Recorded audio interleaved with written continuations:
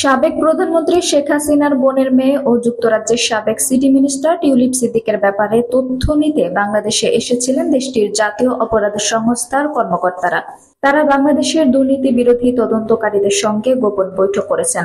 গতকাল শনিবার 1 ফেব্রুয়ারি এই তথ্য জানায় সংবাদ মাধ্যম দ্য মেইলি অন সানডে। গত মাসে হওয়া এই বৈঠকে ব্রিটিশ দলকে বাংলাদেশের কর্মকর্তারা জানান, তারা টিউলিপের বিরুদ্ধে দুর্নীতির নতুন তথ্য জোগাড় করতে সমর্থ হয়েছেন। দ্য মেইলি অন সানডে জানিয়েছে, ব্রিটিশ কর্মকর্তারা এখন টিউলিপ সিদ্দিকের ব্যাংক অ্যাকাউন্ট যাচাই, ইমেলের তথ্য যাচাই, এমনকি জিজ্ঞাসাবাদের জন্য তাকে ডাকতে পারে। টিউলিপ সিদ্দিক ও শেখ হাসিনা ছাড়াও তাদের পুরো পরিবারের বিরুদ্ধে পাবনা রূপপুর পারমাণবিক বিদ্যুৎ কেন্দ্রের অর্থ আত্মসাতের অভিযোগ রয়েছে। 2013 সালে রাশিয়ার প্রেসিডেন্ট ভ্লাদিমির পুতিনের সঙ্গে শেখ হাসিনা এই চুক্তি স্বাক্ষর করেন।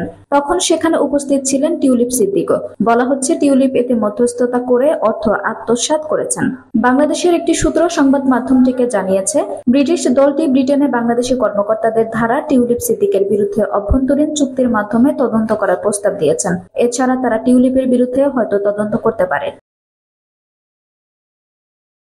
টিউলিপ সিদ্দিকের বিরুদ্ধে যেসব অভিযোগ উঠেছে সেগুলো যদি প্রমাণিত হয়, তাহলে তার 10 বছর বা তারও বেশি সময়ের জেল হতে পারে। বাংলাদেশে এক কর্মকর্তা নাম প্রকাশ না করার শর্তে জানিয়েছেন, যুক্তরাজ্যের এনসিএ কর্মকর্তারাই এই গোপন বৈঠকটি আয়োজনের প্রস্তাব দেয়। এরপর ঢাকাস্থ ব্রিটিশ হাইকমিশন এটি আয়োজন করে। এর আগেও এনসিএ এর কর্মকর্তারা বাংলাদেশে এসেছিলেন, সেটি গত বছরের অক্টোবরে। সেবার তারা কথা দিয়ে গিয়েছিলেন, বাংলাদেশ থেকে যেসব অর্থ পাচার করা হয়েছে সেগুলো ফেরত দিতে তারা সহায়তা করবেন। এদিকে দুর্নীতির অভিযোগের মুখে গত 14 জানুয়ারি মন্ত্রিত্ব ছাড়েন টিউলিপ সিদ্দিক। আঞ্জুম হক আরবি, টাইম নিউজ ডেস্ক।